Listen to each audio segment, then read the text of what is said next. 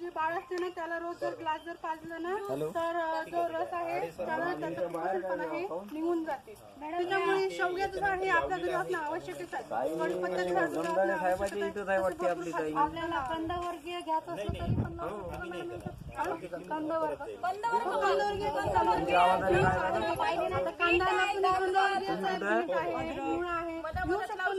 मग साहेबाला काय फोन लावा लागते, तुम्ही जाऊन उचलून घेऊन या ना.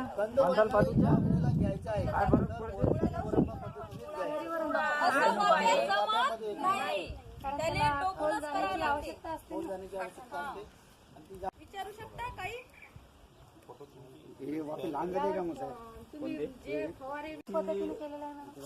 यावर फवारा म्हणजे जैविक पद्धतीनेच करावा, रासायनिक वापरायचंच नाही. आपण काय बरं करतो, आपण परसबाग आपल्याला ताजा शुद्ध आणि बिना रासायनिकच मिळायला पाहिजे. आपल्या म्हणजे परसबागेतून भाजीपाला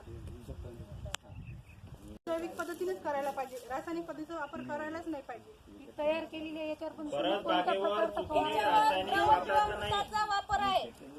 काल शिकलो आपण द्रवजीवामृत, अजून गांडूळ खताचा करू शकतो. बियाणे लागवड करायच्या आधी उगवण क्षमता तपासणी झाली, बीज प्रक्रिया झाली. शिकलो ना आपण कसं करायचं. तर आपण प्रत्येक गोष्टीचं तुम्हाला प्रात्यक्षिक करून दाखविलं. आपलं प्रात्यक्षिक किती झाले? 9-6 तर नेमकेच झाले. काही आपल्याजवळ साहित्य नव्हतं म्हणून आपण करू शकलो नाही, तरी आपण समजून सांगितलं.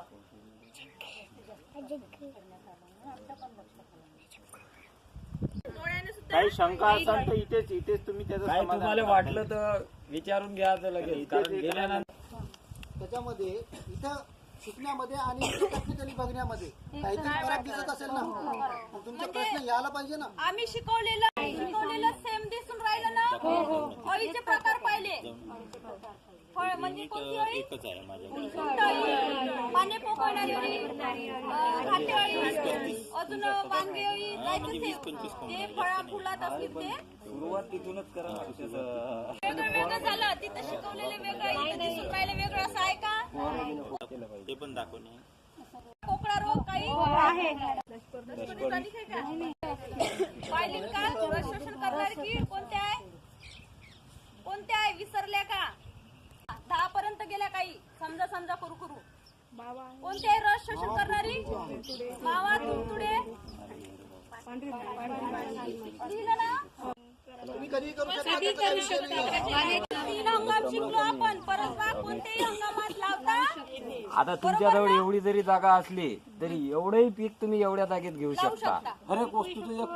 हे आता विक्रीच्या दृष्टीने झाली, पण तुमच्या घरच्या दृष्टीने एवढ्या जागेत बसू शकते ना. त्याची जी वाफे करण्याची पद्धत आहे ते थोडी चेंज करायची. ऑर्गॅनिक तयार होते. अजून 2-4 बिया टाकून द्यायचे. तेच मताला झालं झाड. तेवढा तरी